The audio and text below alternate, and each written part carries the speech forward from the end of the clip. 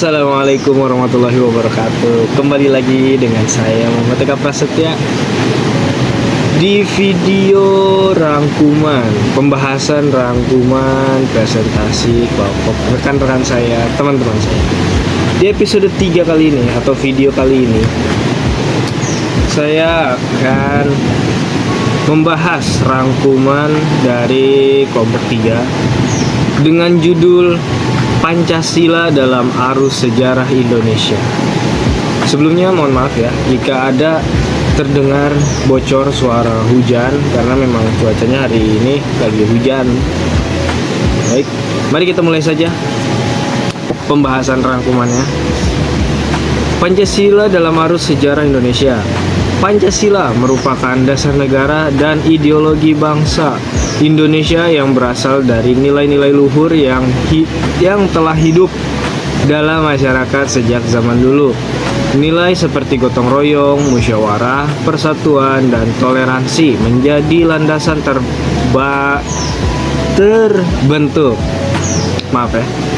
terbentuknya Pancasila. Secara etimologis, Pancasila berarti 5 dasar yang menjadi pedoman dalam kehidupan berbangsa dan bernegara.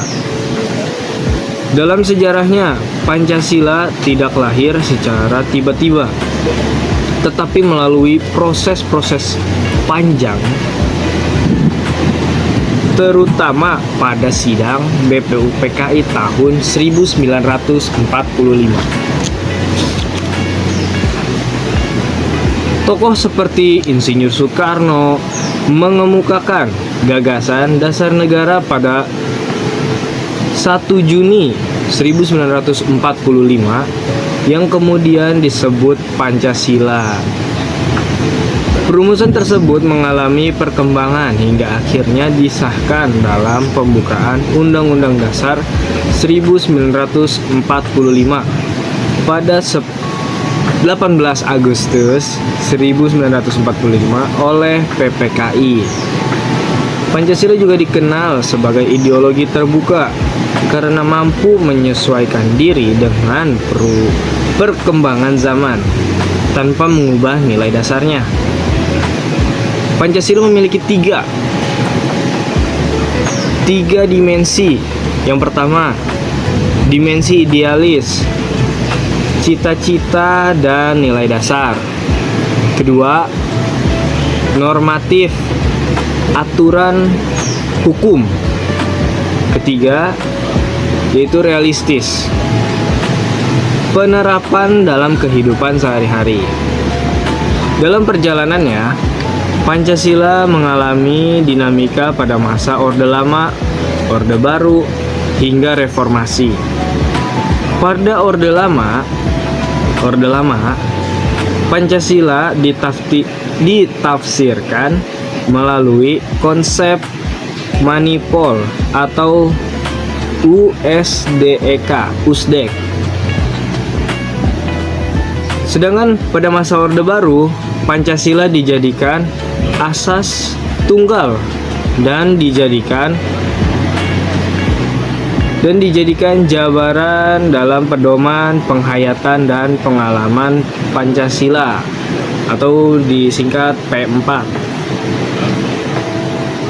Terus pada era reformasi sempat terjadi penurunan pengamalan nilai Pancasila, namun tetap ditegaskan sebagai dasar negara dan sumber hukum nasional.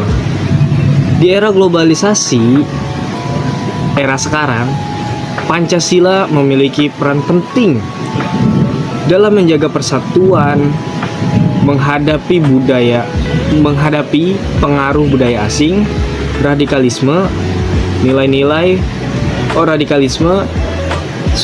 serta krisis moral. Oleh karena itu, nilai-nilai Pancasila perlu terus dipahami dan diamalkan agar tetap relevan dan menjadi pedoman dalam mewujudkan masyarakat yang adil, bersatu, dan sejahtera. Oke, mungkin untuk episode kali ini saya hanya membaca full dari isi rangkuman yang saya buat dari presentasi teman saya. Hanya saja ini benar-benar full cerita ya. Nah, mungkin memang begitulah. Intinya untuk pada episode kali ini, Pancasila dalam arus sejarah Indonesia itu, Pancasila tidak hanya yang seperti anak-anak baru tahu gitu, kayak Pancasila ada pada tahun ini, tanggal ini. Padahal Pancasila itu terbentuk, terlahirnya dalam proses panjang.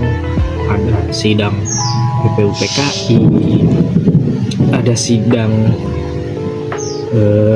lain-lainnya, dan sampai akhirnya bisa disahkan Pancasila ini.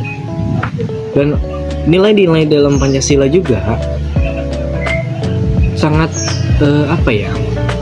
jelas gitu loh, tidak berubah.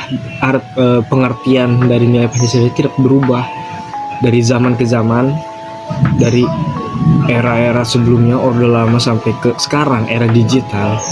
Pengertian dan maksud arti dari nilai Pancasila itu sangat jelas.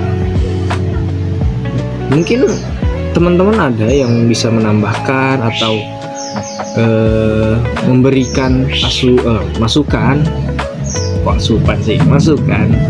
maksudnya ya, boleh dibantu berikan masukan-masukannya di komen ya, lewat komen ya. Mungkin cukup sekian saja untuk episode kali ini. Sekian dari saya, Muhammad Eka Prasetya. See you in the next video, see you in the next episode. Wassalamualaikum warahmatullahi wabarakatuh.